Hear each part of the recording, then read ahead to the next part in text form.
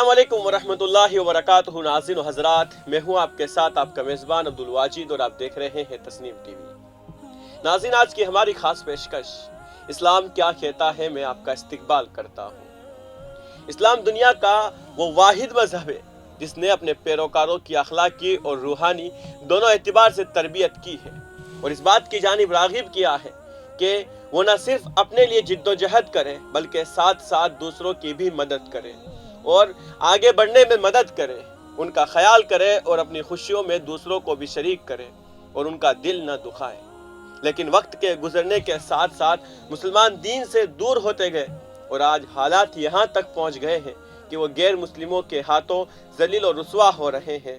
वो दीन की बातों पर अमल नहीं कर रहे हैं। उनमें से एक सच न बोलना भी है।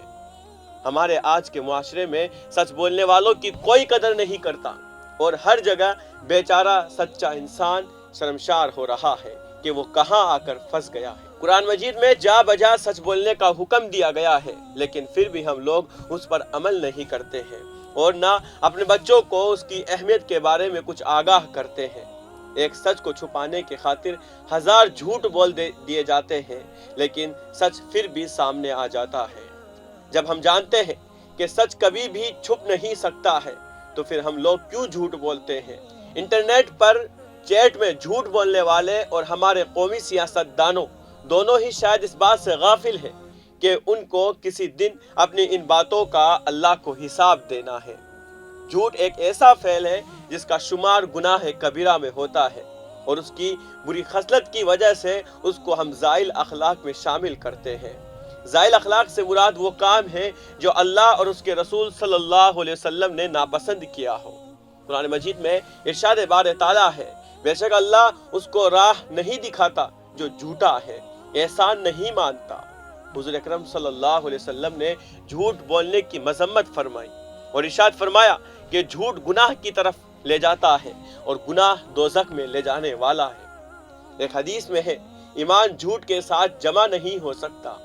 हुज़ूर अकरम सल्लल्लाहु अलैहि वसल्लम ने मुनाफिक की एक अलामत ये भी बताई कि जब मुनाफिक गुफ्तगू करता है यानी बात करता है तो दिल में कुछ और रहता है और जुबान पर कुछ और लाता है, इसलिए वो झूठा मुनाफिक करार पाया जाता है।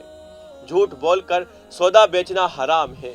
उसमें एक तो झूठ बोलने का गुनाह है, दूसरे मुसलमानों के साथ धोखा और फरेब करना दोनों शामिल है।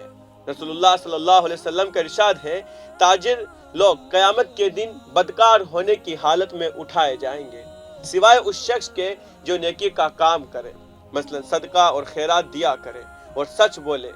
फरमाया रसूलुल्लाह सल्लल्लाहु अलैहि वसल्लम ने, जो शख्स हमको यानी मुसलमानों को धोखा दे वो हम में से नहीं है।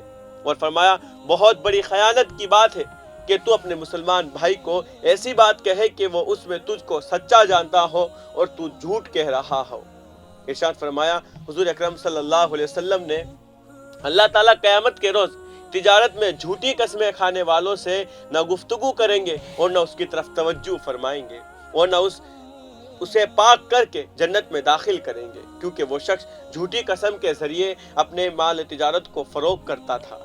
हुज़ूर अकरम सल्लल्लाहु अलैहि वसल्लम ने झूठी गवाही के बारे में इरशाद फरमाया, झूठी गवाही देना और शिर्क करना दोनों बराबर के गुनाह है। कुरान पाक में झूठी गवाही का जिक्र शिर्क के साथ किया है।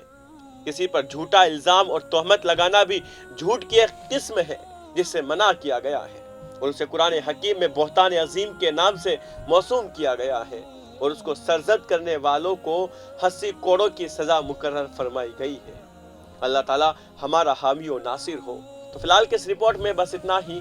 मुझे दीजिए इजाज़त और आप देखते रहिए तस्नीम टीवी, आपके मेज़बान अब्दुल वाजिद के साथ। अल्लाह हाफिज़।